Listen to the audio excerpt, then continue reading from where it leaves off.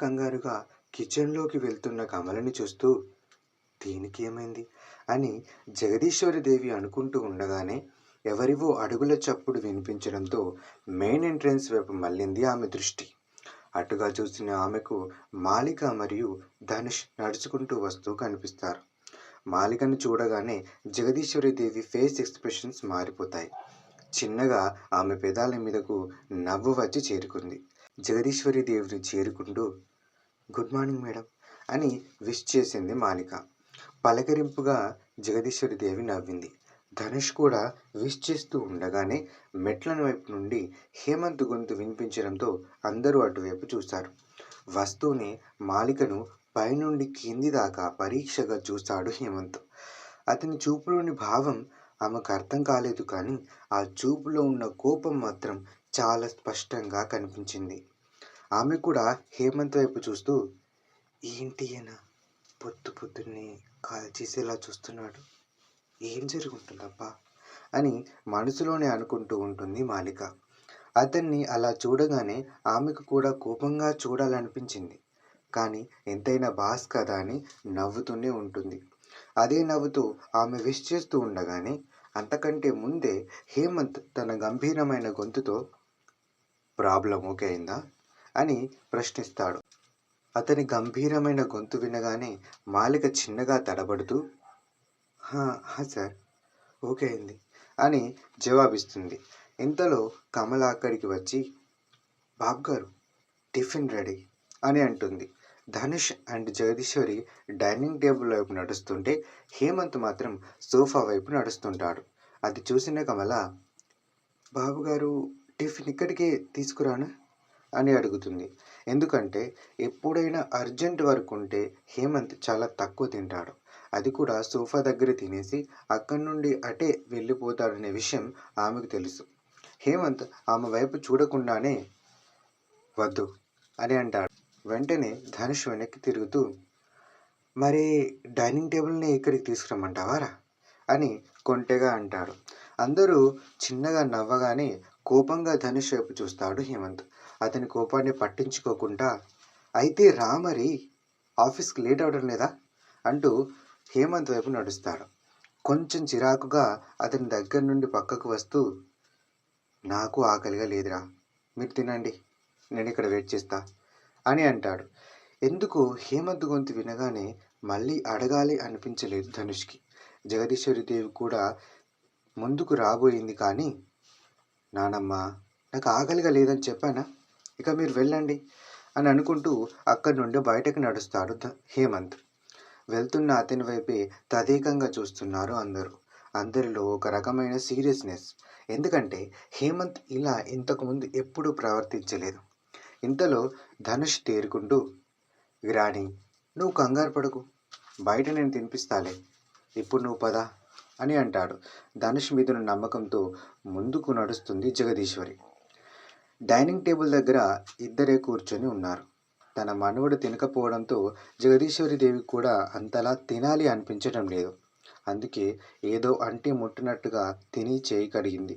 పక్కనే ఉన్న కమల అమ్మగారు ఏమైంది, ఇంకొంచెం వేసుకోండి అని అంటూ ఉండగానే వద్దు కమల అని తన చేతులతో చక్రాల కుర్చీని తోసుకుంటూ ఉంటే మాలిక వచ్చి ఆమెను హాల్ వైపు తీసుకెళ్తుంది. ఇప్పుడు అక్కడ ధనుష్ మాత్రమే ఉన్నాడు. అతను కూడా జగదీశ్వరి దేవిని తీసుకువెళ్తున్న మాలిక వైపు చూస్తున్నాడు. అని కమల దగ్గడంతో ఆ ఆలోచన నుండి బయటకు వచ్చాడు ధనుష్. అతను మళ్ళీ తింటూ ఉంటే బాబు గారు మీరు ఏం చేస్తున్నారు అసలు అని కొంటెగా అంటుంది కమల. ఆమె వైపు చూడకుండానే ఏమీ తెలియని అమాయకుడిలా నేను చేశా కమల అని జవాబిస్తూ ప్రశ్నిస్తాడు. అతను పక్కన వచ్చి నిలబడుతూ ఏం చేస్తున్నారో మీకు తెలియదా, నేనంతా చూసా, బయట మీరు ఆ మాలిక అని నవ్వుతూ అంటుంది కమల.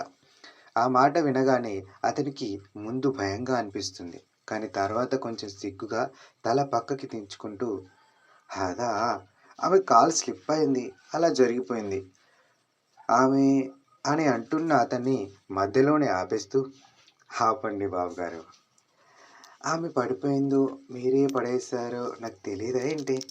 ఏదేమైనా మీ ఇద్దరి జోడి మాత్రం చాలా బాగుంటుంది. మిమ్మల్ని అలా చూస్తూ ఉండిపోవచ్చు తెలుసా? అని చెప్పి అక్కడి నుండి కిచెన్ వైపు వెళ్ళిపోతుంది. కమల అక్కడి నుండి వెళ్ళిపోగానే ఆమె పలికిన మాటలను తలుచుకుంటూ సిగ్గుపడిపోతుంటాడు ధనుష్.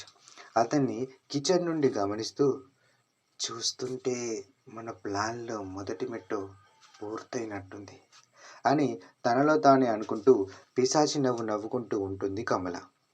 అసలు కమల పథకమేంటి? ఎందుకు ధనుష్ మనసుతో ఆడుకోవాలని చూస్తుంది? చివరి పరీక్షలకు సమయం దగ్గర పడుతుండటంతో కాలేజ్ వాళ్ళు ప్రాక్టికల్ ఎగ్జామ్స్ మొదలుపెట్టారు. ఇన్ఫ్యాక్ట్ నందిని కాలేజీకి రావడానికి కారణం కూడా అదే. వచ్చినప్పటి నుండి ఆమెను అందరూ వింతగా చూస్తున్నారు. అది ఆమెకు తెలుస్తుంది. ఆమె పక్కనే నడుస్తున్న తరుణ్‌కి తెలుస్తుంది. కానీ నందినికి ఇప్పుడు ప్రతి కుక్కకు జవాబు ఇవ్వాల్సిన అవసరం లేదని అనుకుంటూ అక్కడి నుండి వెళ్తుంది.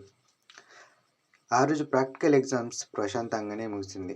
కానీ తరుణ్ మనసు మాత్రం ఆమెతో మాట్లాడాలని ఆరాటపడుతుంది. అందుకే, నందిని, ప్లీజ్ నందిని, ఒకసారి నాతో మాట్లాడు నందిని. నేనది కావాలని చేయలేదు అని బ్రతిమిలాడుతూ నందిని వెనకాల నడుస్తున్నాడు తరుణ్.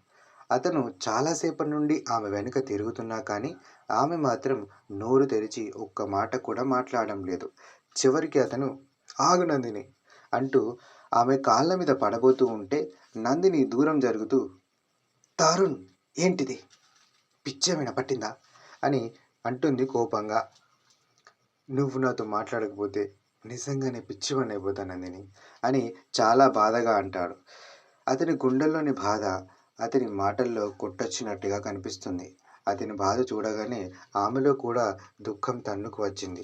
అయినా కానీ తనను తాను తమాయించుకుంటూ, తరుణ్, నేను నీకు నిన్ననే చెప్పాను. ఈరోజు మాట్లాడడానికి ఏమీ లేదు.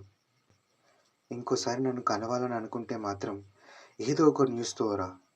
అది గుడ్ న్యూస్ అయినా కానీ, బ్యాడ్ న్యూస్ అయినా పర్వాలేదు అని అంటున్న నందిని గొంతు కూడా చిన్నగా బాధగా పొంగిపోయింది.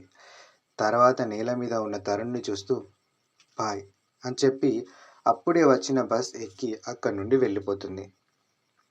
తరుణ్ అక్కడే ఆగిపోయి చూస్తూ ఉంటాడు. కొన్ని సెకన్ల తర్వాత ఒక నిర్ణయానికి వస్తూ, ఈరోజు ఏదో ఒకటి తేలిపోవాలి అని కోపంగా కారు వైపు నడుస్తాడు. అతను కారు తీశాడు. రోడ్డు మీదకు దూసుకుపోయాడు. అతను పోనిస్తున్న విధానం చూస్తుంటే ఈరోజు ఖచ్చితంగా ఏదో ఒకటి తేల్చుకునేదాకా వదిలిపెట్టేలా లేడు.